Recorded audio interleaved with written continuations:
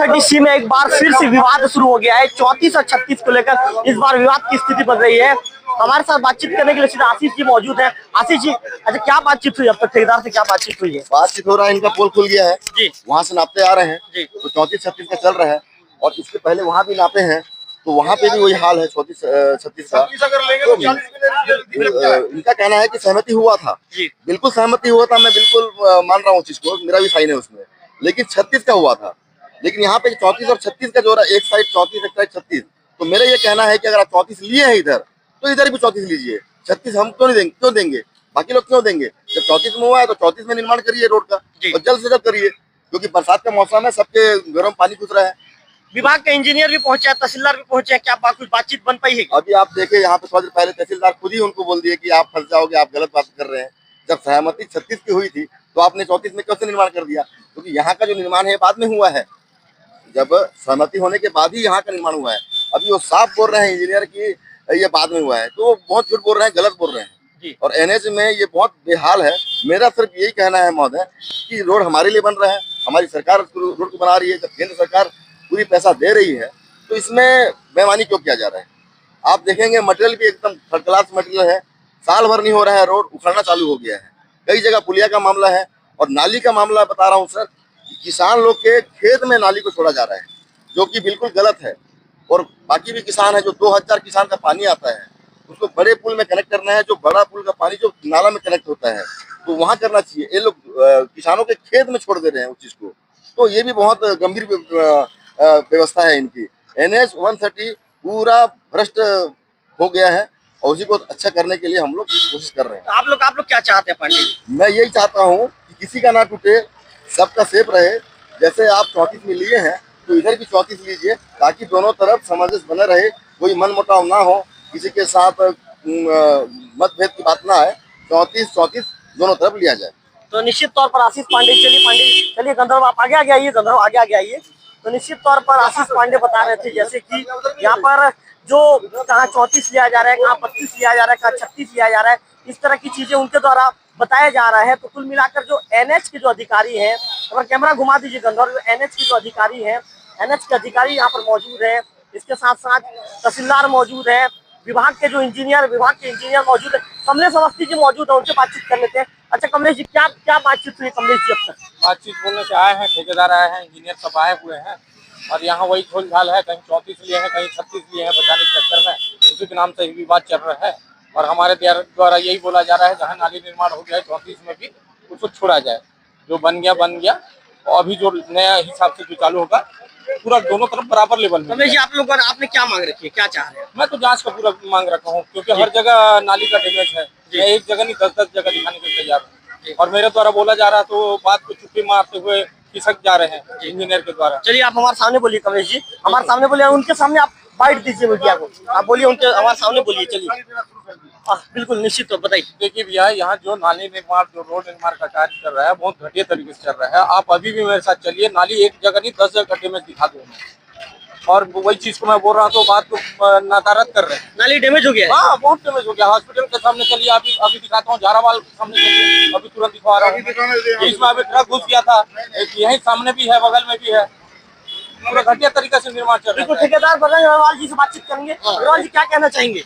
हमारा जो है ये आपको ड्रेनेज का सिस्टम, नाली नहीं बोल रहे हैं क्या, ये ड्रेन नहीं बोल रहे हैं क्या, उसके ऊपर जो कवरिंग है ये ओनली पर मैंने आदमी लोग जाना है का ना भाई की भाई कई जगह तोड़े जाइए। अग्रवाल जी आइए, अग्रवाल जी किनारे बात करेंगे। अग्रवाल जी आइए, नहीं अग्रवाल जी आप किनारे बात करेंगे। अग्रवाल जी आइए, वैसे आप इधर आइए, अग्रवाल जी इधर आइए। अग्रवाल जी बताइए। अग्रवाल जी हाँ बोलो, बताइए आप क्या कह रहे थे, आप जो नाली को लेकर? हमारा जो नाली में कवरिंग है, नाली में जो कवरिंग है जी, हमारा व्हीकल जाने के लिए नहीं जी, व्हीकल जाने के लिए ओनली फॉर ये पार्किंग नहीं, पार्किंग और माने लोग यातायात सुविधा के लिए जी, माने एकदम स्ट्रांगली, जैसे इसमें ऊपर व्हीकल जाए ऐसे टाइप का नहीं है जी।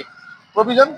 आपके सामने NH वाले पूछ सकते हैं आप जी, उनको पूछो व्हाट इज द माने quality of on that cover. Agarwal ji मैं आपकी बातों को समझ रहा हूँ। अग्रवाल जी आप सही कह रहे हैं। अग्रवाल जी कई जगह पे मैंने भी देखा है कि जहाँ पे गाड़ियां नहीं जाती वहाँ पर डैमेज हो गया नाली। थोड़े के लिए हम फाइबर मेंटेनेंस है जी, फाइबर मेंटेनेंस है। 5 साल हम यहाँ पर रुकेंगे, जी। 5 साल रिपेयरिंग करते जाएंगे। अब तो डैमेज होते जाओ, हम रिपेयरिंग करते बिल्कुल अग्रवाल जी, बिल्कुल, हाँ। 34-36 वाला विवाद आ रहा, आप क्या करेंगे अग्रवाल जी? आप प्रशासन जी मेरे को 40 बोलेगा 40 दूंगा, लेकिन मैं घर किसी को तोड़ने नहीं जाऊंगा, मैं मशीन अवेलेबल करा दूंगा। जी, मतलब प्रशासन तोड़ के आपको देगी? हाँ, प्रशासन तोड़ के देगा, एनएच वाले तोड़ के देंगे। जी प्रशासन तोड़ेगा, मैं करूंगा, और मैं किसी का घर तोड़ने नहीं जाऊंगा। जी ये हमारा एविक्शन का कोई हमारा इशू नहीं है, जी, मतलब हमारा अगर एविक्शन का कोई इशू नहीं है हमारा। प्रशासन आपके लिए व्यवस्था करवा दे, आप काम करने को तैयार है? बिल्कुल 110%, चाहे हमारा जितना नुकसान। अब बजरंग अग्रवाल जी को सुन जाते हैं, ठेकेदार है, उनका कहना है कि प्रशासन व्यवस्था करा देगी तो निश्चित तौर पर हम काम करने को तैयार है। इस तरह की बातें ठेकेदार बजरंग अग्रवाल जी के द्वारा कही गई है। तो कुल मिलाकर जो कमलेश अवस्थी जी हैं, आशीष पांडे जी हैं, जो विरोध के जो स्वर है, बेसरा आगे आगे चलिए, जो विरोध के स्वर है, लगातार विरोध के स्वर यहाँ पर जारी है, लगातार एक विरोध वाली बात की जा रही है। कमलेश अवस्थी जी कह रहे हैं कि जो घटिया स्तरीय निर्माण किया गया, उन्होंने जांच की मांग करने की बात भी कह दी है। हमारे साथ सुशील यादव जी मौजूद है, जो नगर पंचायत के वर्तमान उपाध्यक्ष हैं। यादव जी क्या कहना चाहेंगे वर्तमान स्थिति को देखकर?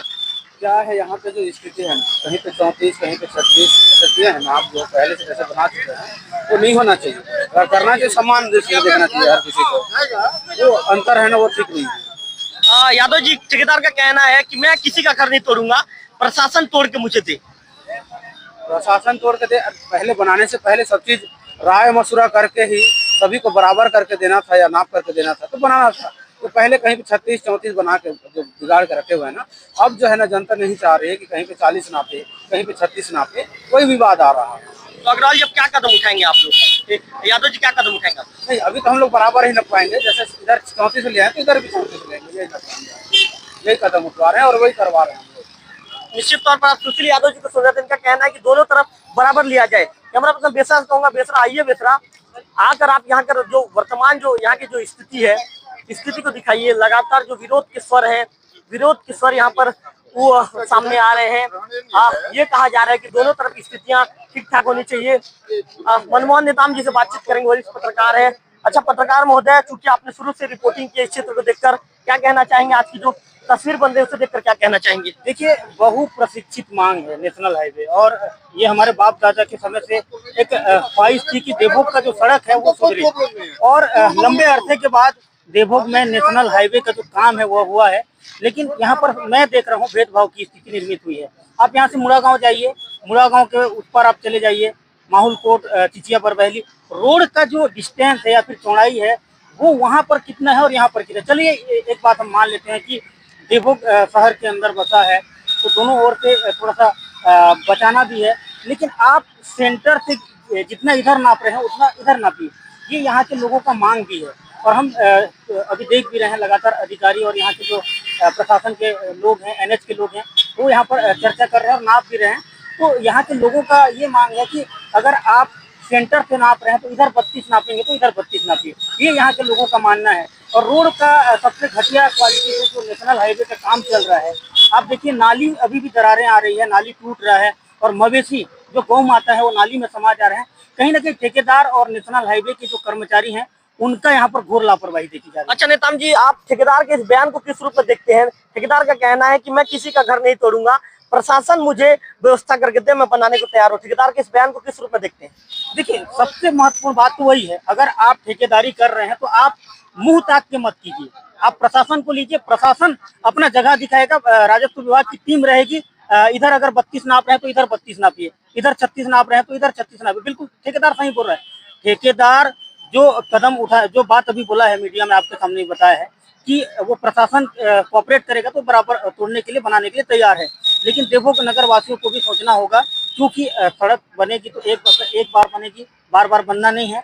और सड़क, बिजली, स्वास्थ्य, ये सभी चीजें अगर सुव्यवस्थित होती है तो उस क्षेत्र का विकास होता है, और इस क्षेत्र का विकास भी कहना चाहिए। जो नेशनल हाईवे 130 का काम चल रहा है, और इसमें किसी भी तरीके से कोई भेदभाव नहीं होना चाहिए, मेरा मानना है। नेताम जी को आप सुन रहे थे, इनका कहना है कि किसी भी तरीके से भेदभाव की स्थिति उत्पन्न नहीं होना चाहिए।